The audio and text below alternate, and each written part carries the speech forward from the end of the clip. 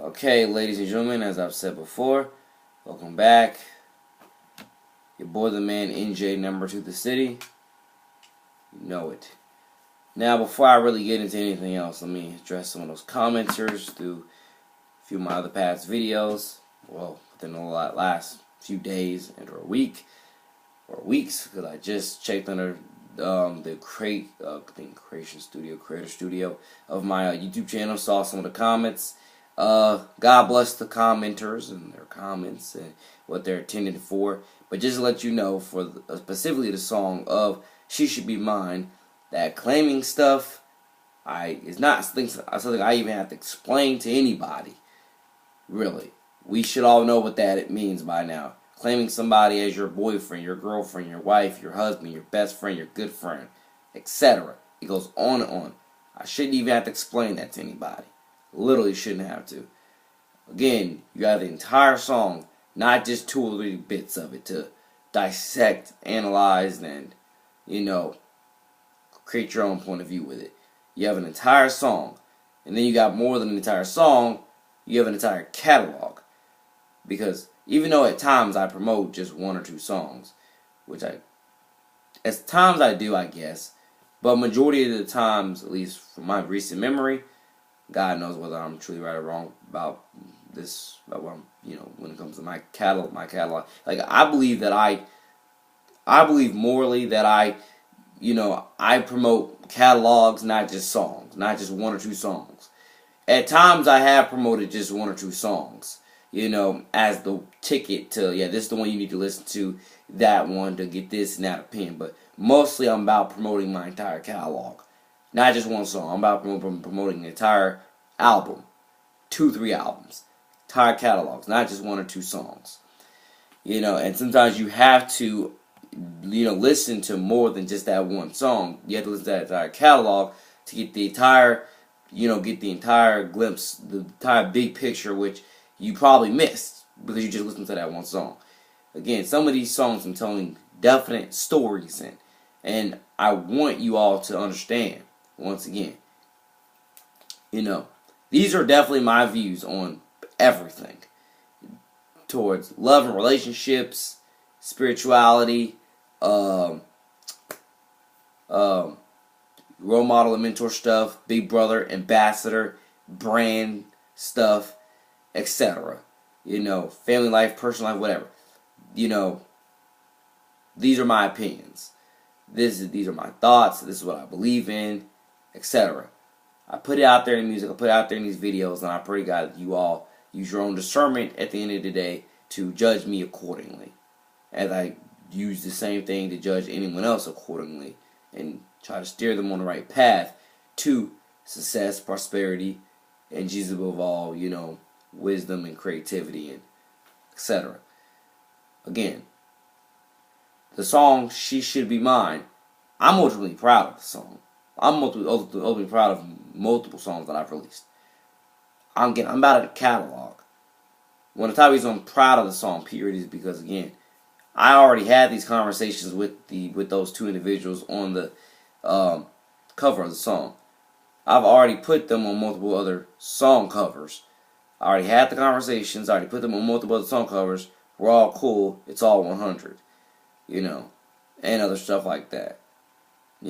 I've known them for years. I've had multiple other conversations with them before on other topics having to do with, again, love and relationships, and where the future takes all of us, where the future's going to take all of us.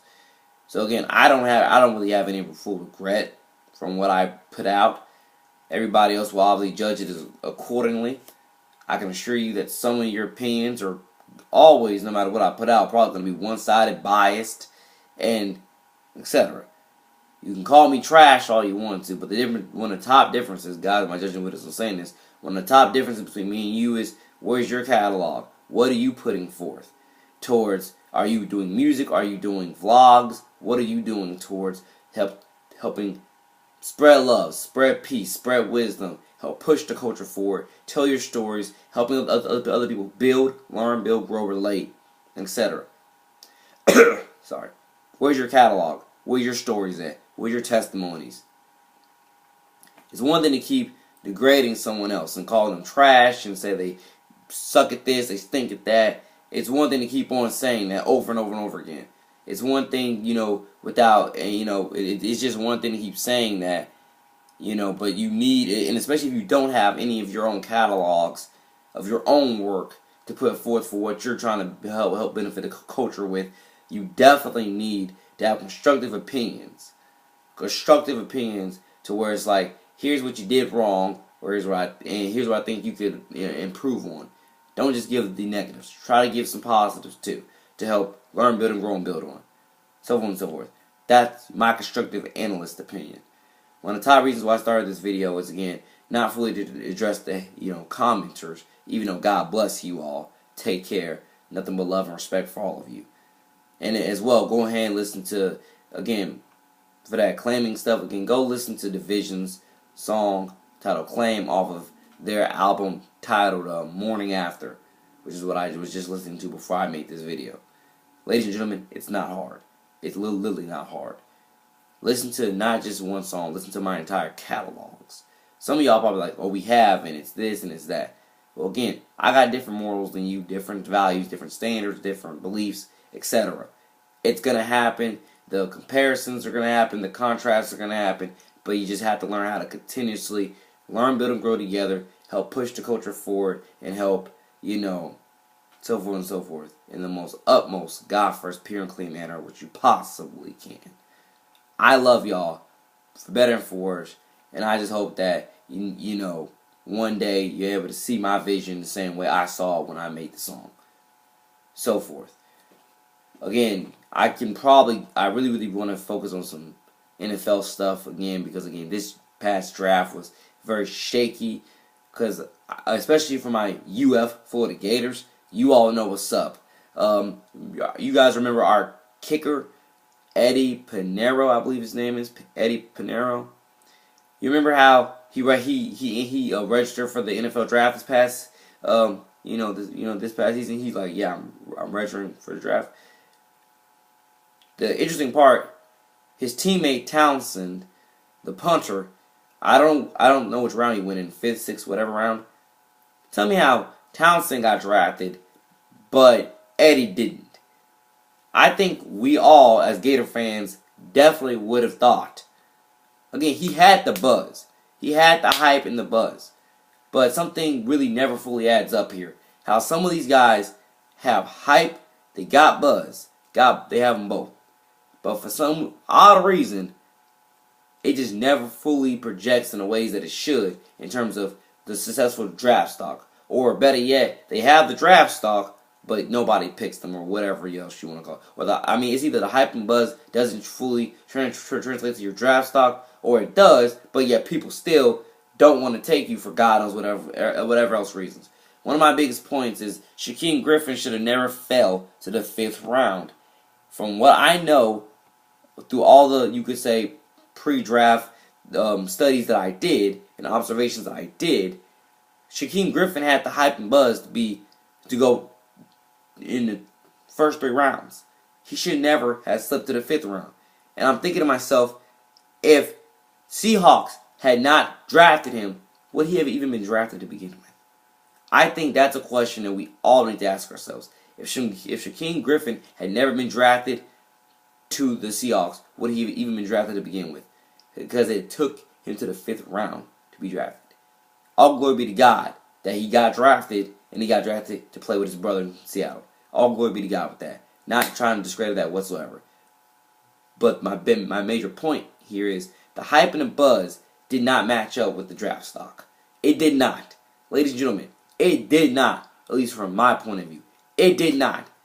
The hype and buzz, not at all did it match up with his draft stock. His hype and buzz was, probably should have been drafted in the 1st round. But if not the 1st round, somewhere within the first 3 rounds. And that didn't happen.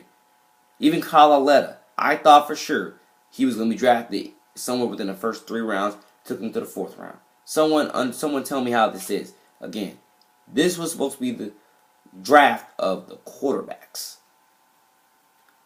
But yet, after the 1st round, as I said before in multiple other videos, that draft took a huge dip in quarterbacks.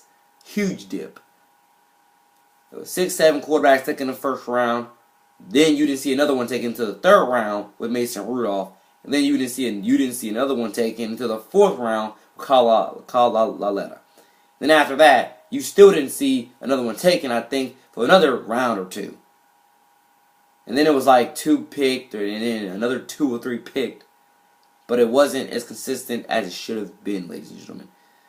Again, this is just my expertise, or at least what I studied throughout the entire draft process to now. I was highly disappointed to know that Luke Falk, he as well, didn't go within the first 3 rounds. I was highly disappointed to see he didn't go in the first 3 rounds. Mason Rudolph, he went again 3rd round, but I think he should have went in the 2nd round. It's just their buzz and hype just did not match up the way I could have sworn it should have matched up with their draft stock. It just didn't match up, and I'm so surprised that it did not. Some guys I knew were not going to get drafted ahead of time. I knew they weren't, and I knew if they did, it was definitely going to be in the low rounds. Other guys, I expected it was going to be in the top 3. Because if the Ravens hadn't not traded up to get Lamar Jackson, another good question is, would he have even been drafted in the next round? Because again, the next quarterback after Lamar Jackson got drafted didn't get drafted into the 3rd round. So ask yourself that question, ladies and gentlemen. Ask yourself, especially if you're a constructive analyst out there, ask yourself that question. If Lamar Jackson had not gotten drafted by the Ravens in the 1st round, which round would he have been drafted in? Would he have been drafted in the 2nd round, or the 3rd round, or would his draft stock have fell to? Because again, Mason Rudolph went in the 3rd round. You didn't have another quarterback go until the 3rd round with Mason Rudolph. Think about it. If you were to ask me, it's evident. Very, very evident. This draft taught me everything I needed to know about hype and buzz versus actually, hype and buzz with your draft stock versus teams actually caring about you and giving a darn about you towards what they believe you can contribute to their team. It really did teach me that. It really did.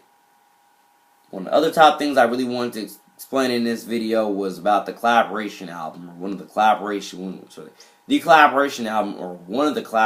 album. Yeah, that I'm doing with one of my dearly beloved sisters, Miss Emily Fitzgerald. Nicknamed, if you were to ask me, Sister Emily Fitzgerald. Again, she's in, choir. She's awesome. She's phenomenal. Love her. Care about her. The album that we will be possibly doing together somewhere within the near future, hopefully this summer, is titled Reaching for the Sky. I really kind of want to read out to y'all the playlist of this, but at the same time, I may not have enough time. Again, I thank y'all again for listening, watching, and subscribing to everything which I'm saying here and in other videos. Again, I understand, as I said before, I may not always represent myself and my beliefs and my faith and my morals in the best way possible. I might not always represent them. But just like my song titled Think I'm Crazy is titled that I'm going to release eventually, if I'm crazy, we might all be insane. But again, God be the judge and witness on that. So forth and so forth. I might not always represent myself the absolute best, true, honest, pure and clean, real way I know to represent myself.